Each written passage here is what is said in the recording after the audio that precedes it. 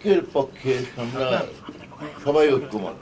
এখানে বিভিন্ন দল আছে, আপনারা লক্ষ্য করতে পারছেন, সকলেই কিন্তু বলছে না, ঐক্যকে আরো সুসংগত করা কোনো বিকল্প নাই। কেননা দেশের 16 কোটি মানুষের যে আকাঙ্ক্ষা, সেটাকে বাস্তবে রূপান্তরিত করতে হলে এই ঐক্যর শক্তির মধ্যে দিয়ে এটা সম্ভব হবে।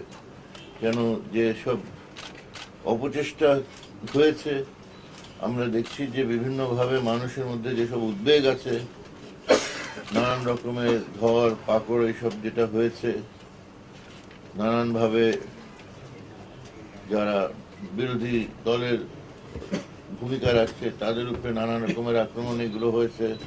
এই সব ব্যাপারে কিন্তু আমাদের জনগণকে যদি রক্ষা করতে হয়, তাদের স্বার্থ রক্ষা করতে হয়, তাদের অধিকার রক্ষা করতে হয়, কার্যকর গণতন্ত্র প্রতিষ্ঠা করতে হয়, ঐক্য, জনগণের ঐক্য তার জন্য অপরিহার্য। এই ব্যাপারে কোনো রকমের দ্বিমত নাই, কোনো রকমের প্রশ্ন করা যায় না।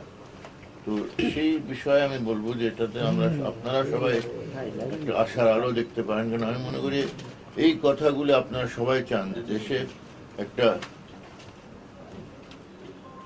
কার্যকর গণতন্ত্র থাকে, দেশে আইনের শাসন থাকে, মানুষের মৌলিক অধিকার সবাই ভোগ করতে পারে, সংবিধানের যে কথাগুলো আছে এটাকে সবাই যেন পালন করে দেশ শাসন করার ব্যাপারে।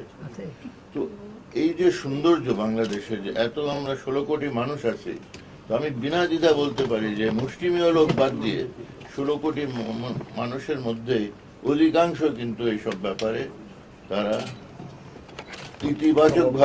ইতিবাচকভাবে তারা অবস্থান নিয়েছে, নেবে, ভবিষ্যতেও নেবে।